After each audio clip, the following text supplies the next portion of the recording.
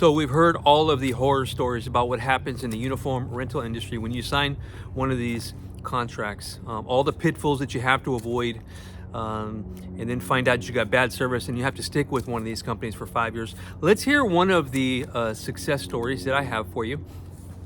And it's a restaurant. It's a restaurant here in California. And the lady did not have a lot of money. She said, I can't pay you. I don't know what to do.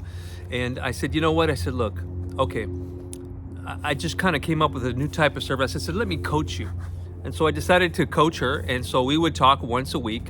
I'd say how it's going. One of the things that I told her, I said, this is what you're going to have to do, because this is what I do when I help my customers. You got to be super, super persistent. And you got to email them every day, call them every day.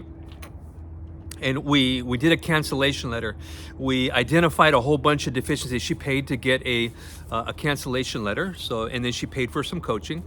And we sent that out. And then all of a sudden I said, here's what you got to do. You have to follow them. You have to follow up on these things that they're correcting or not correcting. And I kid you not, within 30 days, she had probably sent 75 emails. She had sent so many calls, so many voicemails that she had left for them. And at the end of the day, they came to her and they said, hey, guess what? If you want to pay off your balance that you owe, your statement balance, plus another $200, we'll let you out of your contract. She still had 3 years left on her contract. But they so did not want to hear. They so wished that she would go away. They said, you know what? It's not worth it. I guess the old adage that 20% of your 20% of your problems, let me see, how does that work? 20% of the people give you 80% of your problems. Yeah, that's how it goes.